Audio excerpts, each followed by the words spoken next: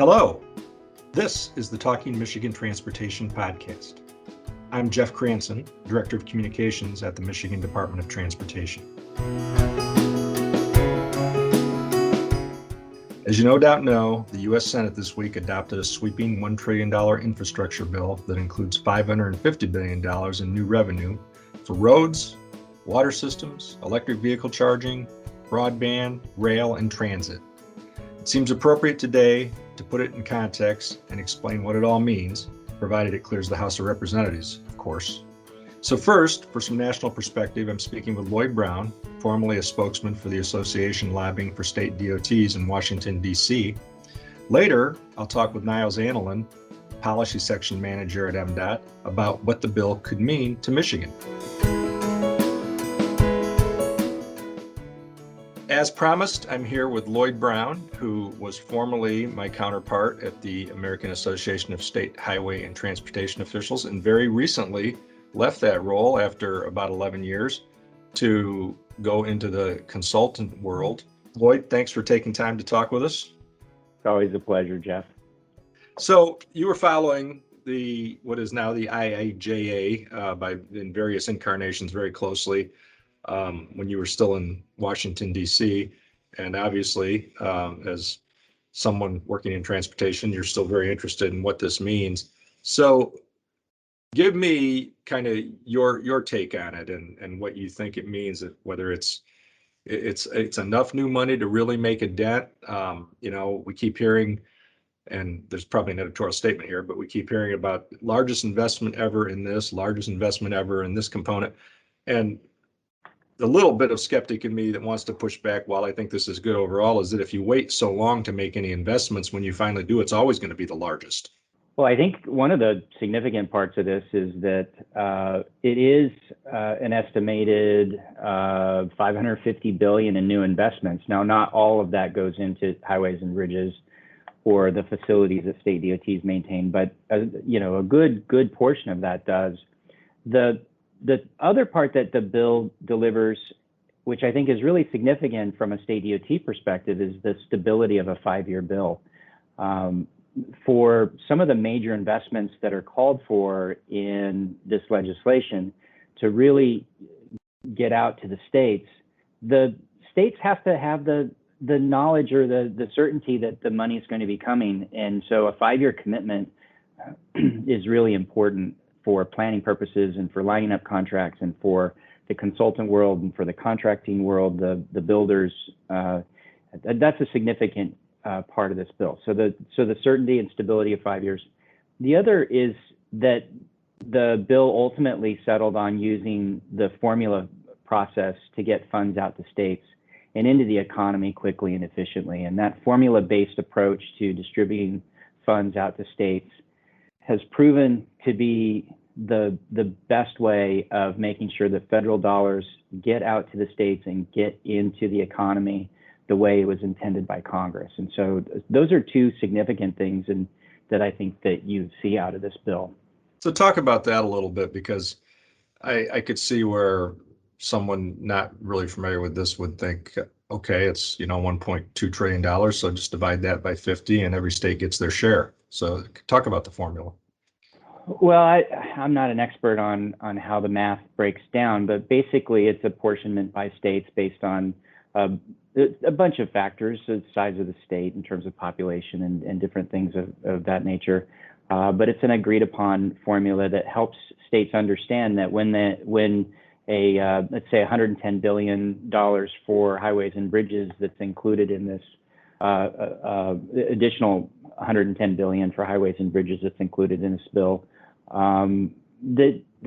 if you're in Rhode Island, you can pretty much pencil out what that means for additional dollars for your state for highways and bridges, and then it's processed that way. Another approach that has been used more and more over the last several years is to do more of a block grant approach, which is or even a like with the some of the programs that came out during the Obama administration, the Trump administration, where it's actually the U.S. DOT handing out dollars through a competitive process. And those are less efficient. States spend a lot of money, state and really local and regional governments spend a lot of money applying for these kinds of grants. And if you are not successful, then that money is that you put into the applications is really just lost money, lost time and energy, and your projects don't move forward. And what assurance do we have that the decisions about those grants aren't highly politicized? Well, it's always a good question, and one of the things that you see. So, for instance, during the Obama administration, some of that granting was really focused more in urban areas that favored multimodal projects, especially transit-based projects. During the Trump administration, it was more of a rural focus that emphasized freight movement and economic development in rural areas. In the Biden administration, that seems to have come back a little bit more toward an urban focus. But yeah, each administration has its own emphasis area and base that it tries to support. Even though it's a competitive process and it's supposed to be seamless, there are some decisions that simply come down to what does the administration prioritize and what does it want to emphasize most. I guess I didn't tell you that there would be math, but you're doing a pretty good job of talking through those numbers. The former journalist in me. Right. So I guess I think that when we look at this, you talked about the new money for highways alone, and it's significant, and the certainly that's why all of the contractors associations and your former enterprise, AASHTO, 201 gave, full-throated support, and maybe with a caveat here or there about something that, they would have liked to have seen, or maybe trying to send a bit of a smoke signal to the House that something could still be added in that they like. But for the most part, strongly supportive, and I think in a large part because of that certainty. But, part of the pushback from some folks is that we're still not getting back to a user fee-based system, which a lot of people think is the most sustainable method, that we have to establish something that involves user fees, whether it's fuel taxes, tolls, vehicle miles traveled. So what do you think about that criticism? Well, I think there's a couple of things in this bill that are pretty important that could point a direction toward more of a user fee approach to the supporting the Highway Trust Fund. And what you're pointing to, or what you're suggesting, is that what we've known for a long time is that the amount of dollars or funds that we collect through the gasoline tax and some other smaller fees on truck tires and sales of new heavy trucks doesn't support what we're spending out of the Highway Trust Fund. So there's been these series of really transfers of dollars from the general fund into the Highway Trust Fund for a series of bills now. And so it isn't any longer much of a user-based trust fund. Within this bill are a couple of things. One is there's some continuing research and funding for a mileage-based user fee national pilot. And so the idea is that we're ultimately, as alternative fuel vehicles move into the marketplace, Biden's calling for half of all vehicles to be electric powered within a number of years. And so therefore, that's going to significantly impact the collection of gasoline taxes at the pump, because electric vehicles don't use gasoline. So how are we going to pay for the Highway Trust Fund? Well, we're going to basically look at, can we charge people by the mile that they drive, how many miles they drive per year on the system? So if you're paying a couple of pennies per mile, you will effectively be using or paying for the system as you use it, and that's a direct user fee. So more research into that, a national pilot study. The second is there's $7.5 billion for deployment of electric vehicle charging stations in this bill. And just the deployment and construction and distribution of electric vehicle charging stations is anticipated to help overcome some of the intellectual barriers people have to purchasing and investing in electric vehicles. If you live in an apartment building, you don't have the ability to plug in your car every night. Then maybe you're not going to purchase an electric vehicle. But if you know that there's an electric vehicle charging station for you to use. And if you drive to, say the college football game that's 100 miles away or a couple hundred miles away, and you're going to have electric vehicle charging stations, then you're going to use those more.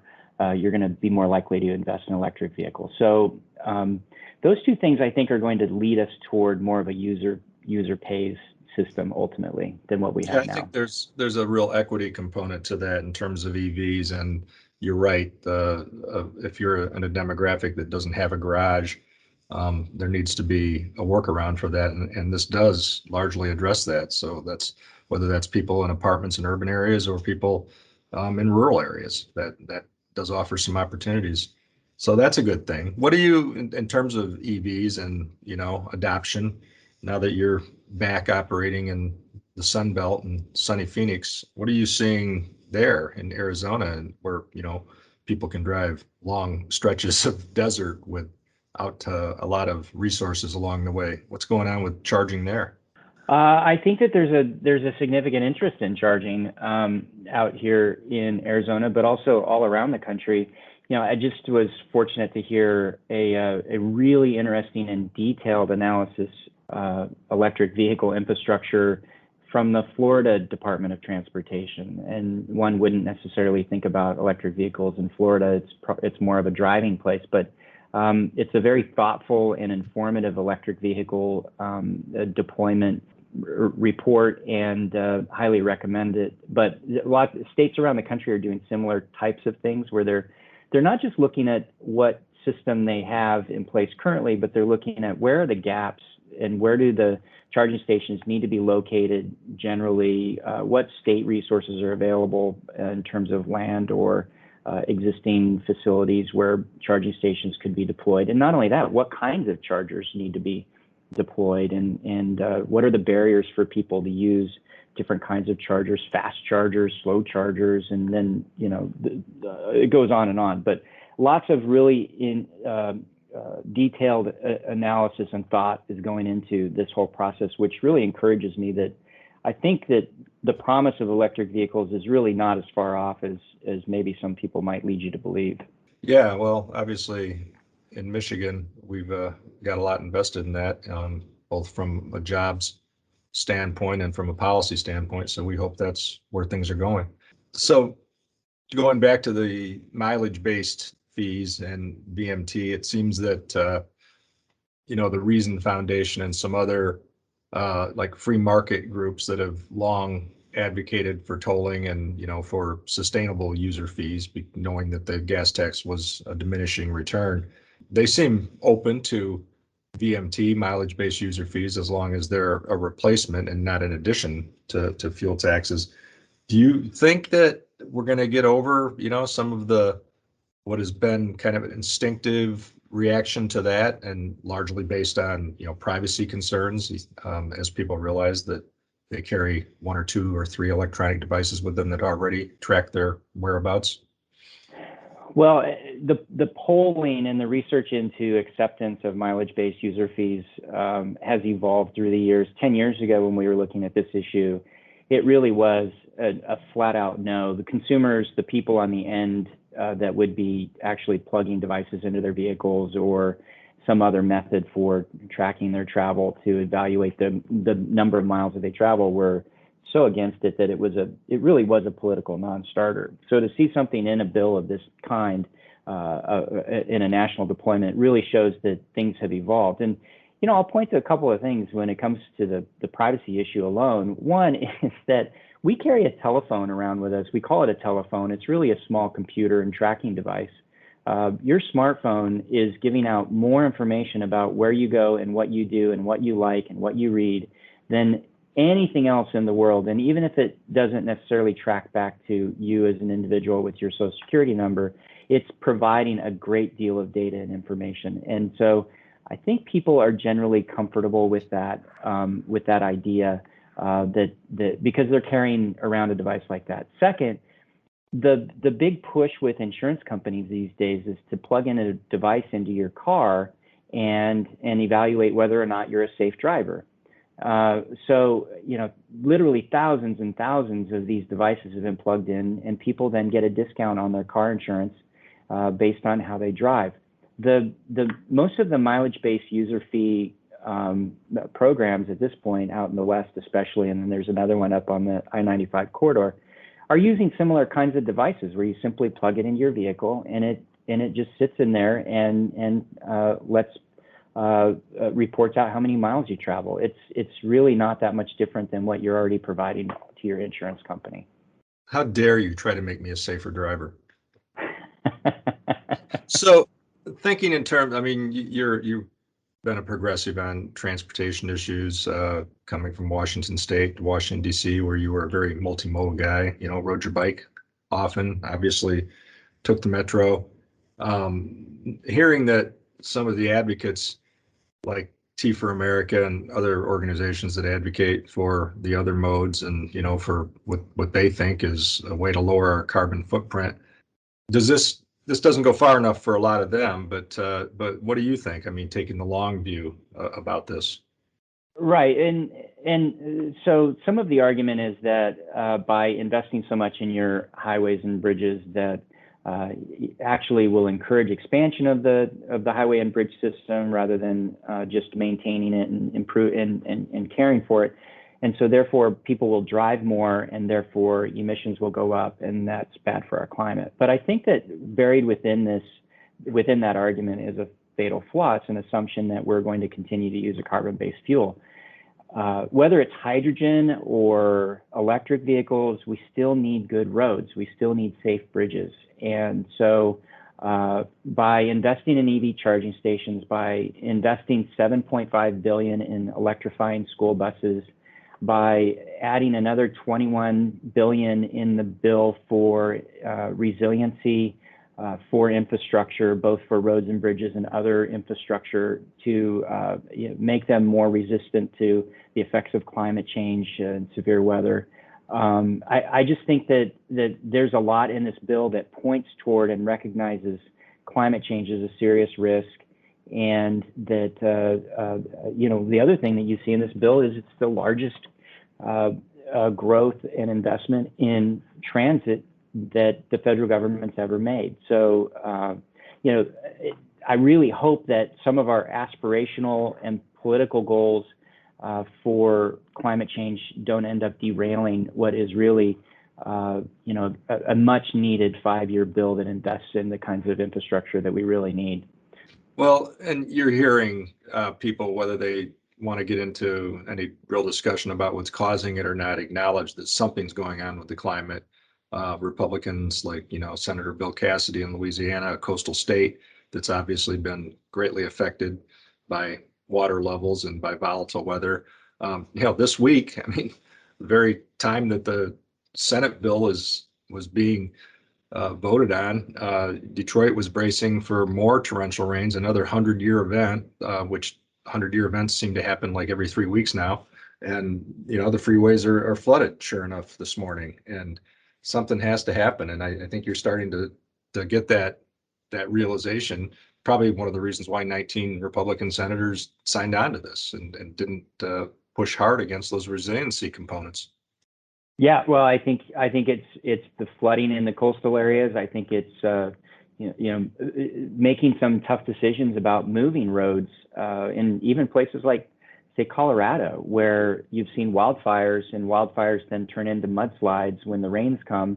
And so therefore a route may need to change. It may need to move away from a river. It may need to move out of a particular canyon or along another alignment to make it more resistant to the effects of severe weather and natural disasters. So, and that's happening all around the country, and state DOTs are really focused on the kinds of resiliency strategies and techniques that we're going to hopefully help the infrastructure, the roads and bridges resist the worst effects of climate change. But I don't think that means that by investing in roads and bridges that we're going to be contributing to greater greenhouse gas emissions. I think ultimately that comes down to the fuel source and not necessarily the desire for people and the economy to move around the country.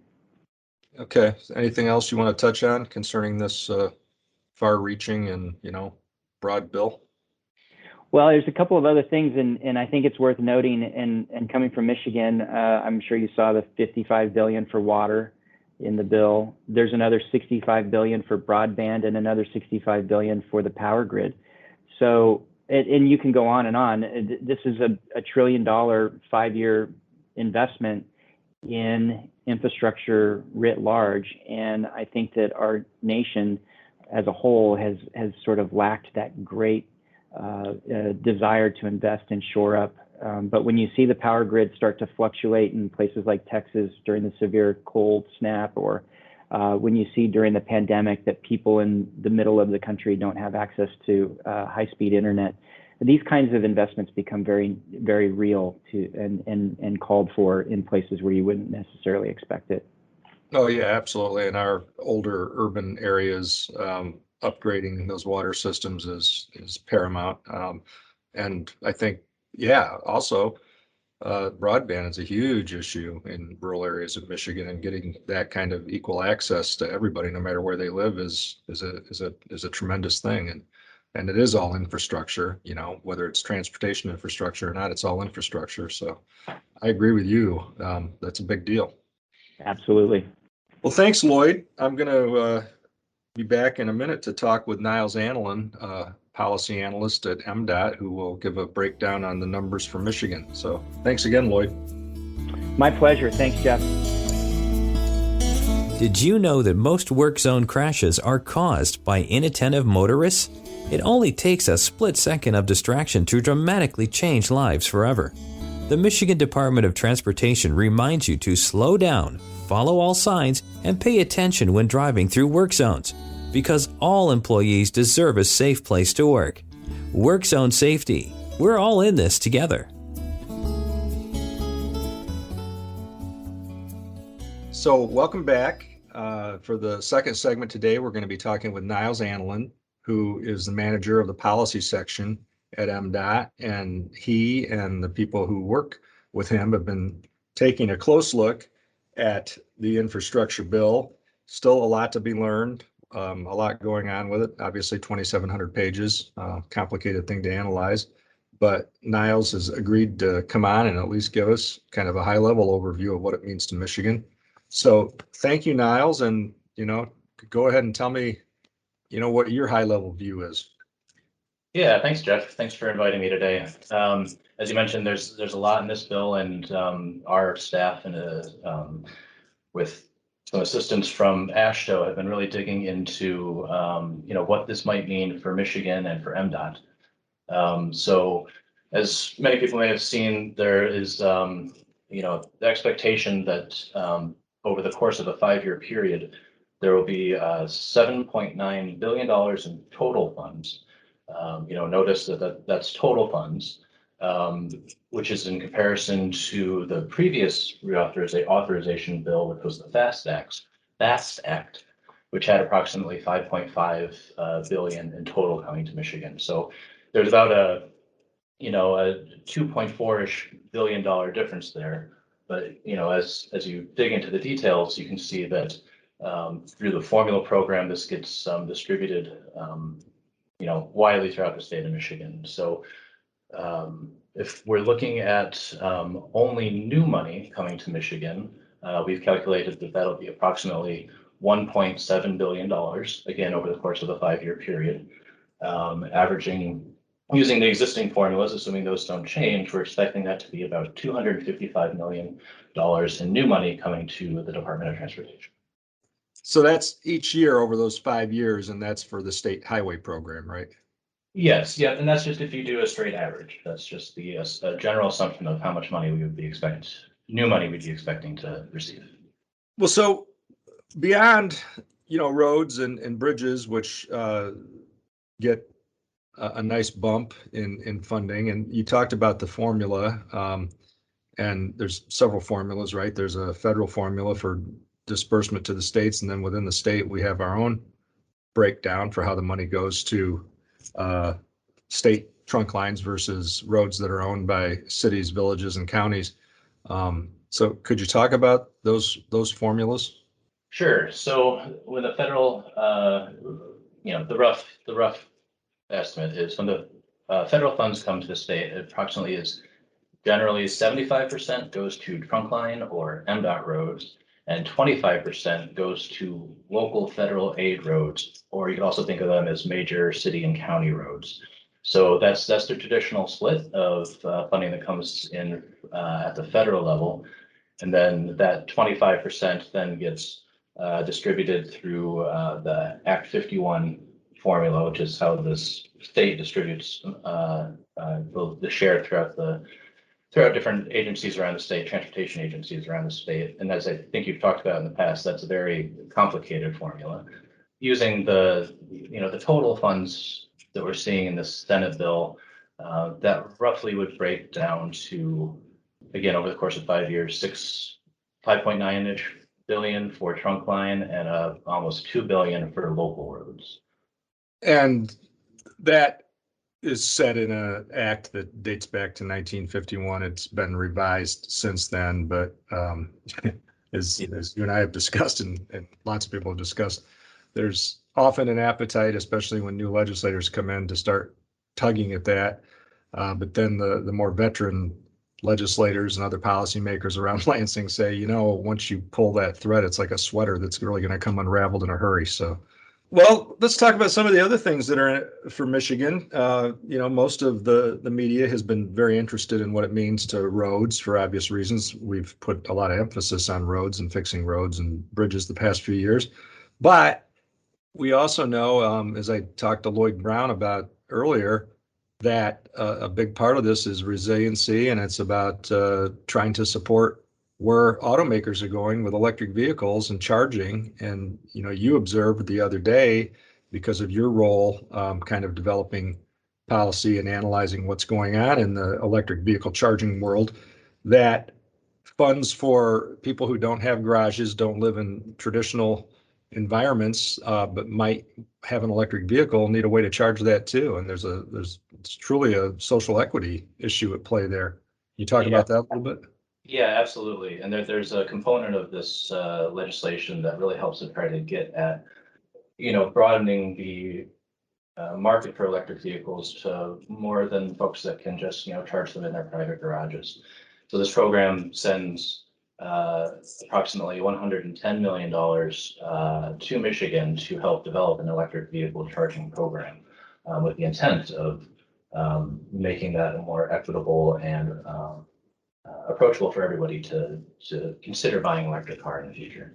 We'll go over some of the other numbers that your staff has broken down and how it relates to other programs in Michigan, other modes.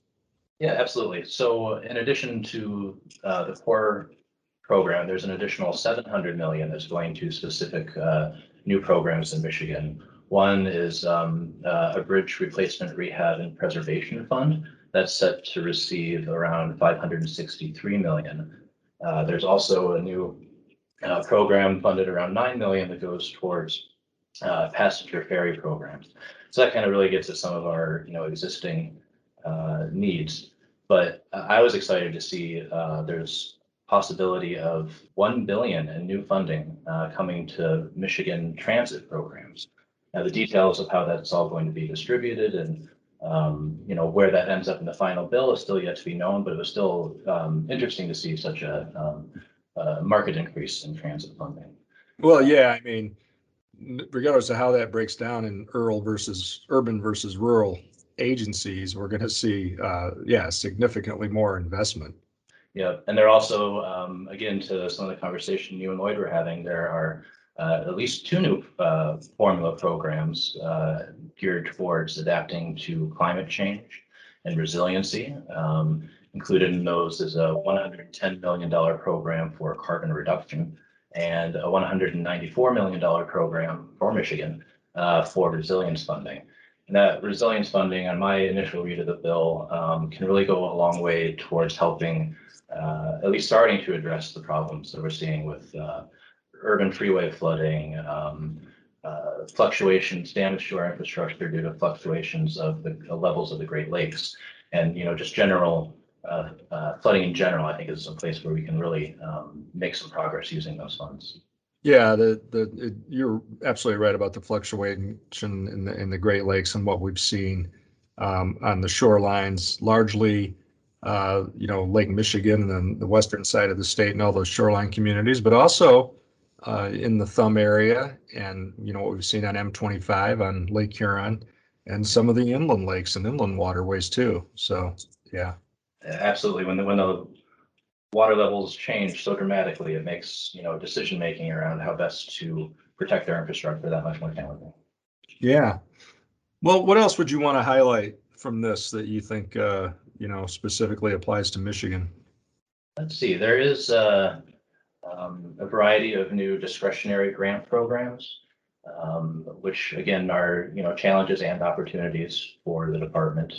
They can either bring in additional funding to the state or, as you Or they alluded, can bring great disappointment when you don't get it. yes, absolutely. They can bring great disappointment as well, because as you mentioned, it is a lot of effort to put together those grants, but I do think that they're targeted towards, problems that we are facing. So I think there's some potential there. Yeah. Well, thanks, Niles. That's helpful. I think I'll be talking more with you and your staff as this makes its way through the House and no doubt gets amended at least a little. And there'll still be some hard work in sorting out the specifics to Michigan. But overall, you can't, I guess, overstate the significance of what this investment is going to mean. And as Lloyd pointed out, the certainty that it brings the industry, at least for 5 years. Yes, absolutely. Yeah. There's a lot of potential writing on these pieces of legislation, right? Yeah, absolutely. Well, thank you again. All right, thank you. Thank you again for listening to this week's edition of the Talking Michigan Transportation Podcast. I would like to thank Randy Dubler and Corey Peaty for engineering this week's podcast. To subscribe to show notes and more, go to Apple Podcasts and search for Talking Michigan Transportation.